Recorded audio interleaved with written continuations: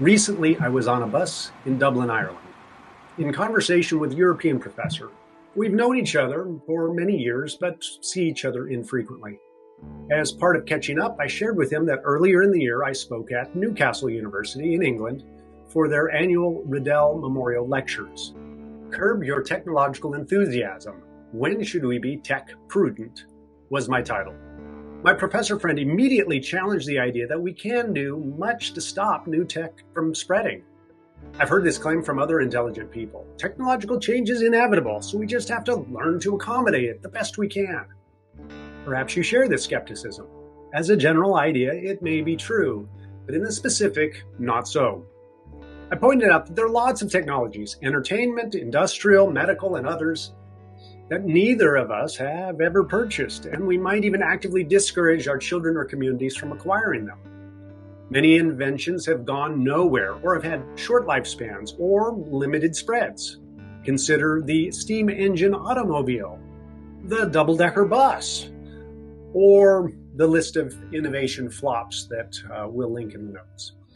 The fact is that very few technologies spread without someone, somewhere, individuals, corporations, or governments buying them.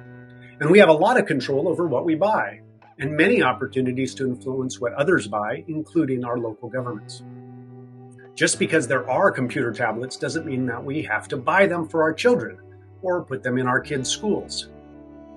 The tech is available to implant a tracking chip in your children, but I'm yet to meet someone who's done it. No one piece of tech or innovation is inevitable. And so we have the responsibility to make good judgments about which ones we will adopt.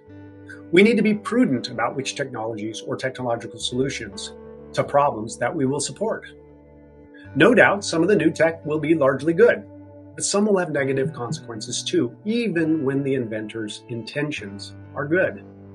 Fortunately, we can use the scientific methods to evaluate the consequences of many technologies and let that evidence guide the public in whether to adopt them. But what happens when technologies spread too quickly and get rooted too deeply in our lives before they can be fully evaluated? What happens if they're like kudzu? I live in the southeastern United States where we battle this infamous invasive vine.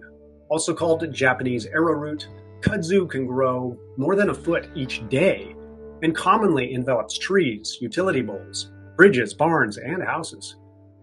What was originally brought to the U.S. as an ornamental plant and later used as an inexpensive livestock feed was deliberately spread by governmental programs in the middle part of the 20th century as a way to combat soil erosion. Ironically, this attempt to address an ecological problem became its own ecological problem, destroying native species and habitats. Sadly, kudzu is only one of many well-meaning technologies that's become a nearly intractable problem.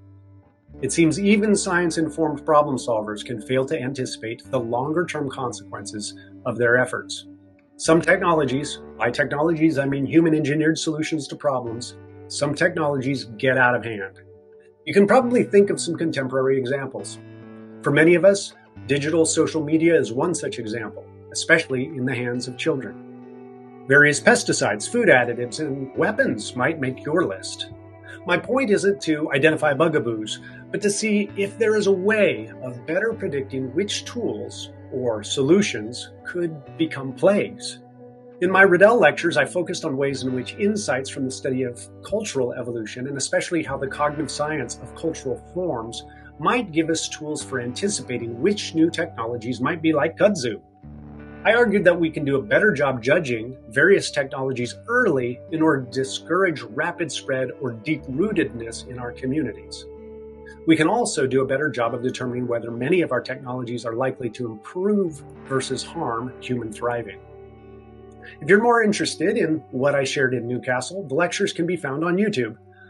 I'm also hoping to begin creating additional short videos that explore this topical space. You will be able to find these on my YouTube channel. So if you are interested, consider subscribing so that you can easily find these videos when they are released.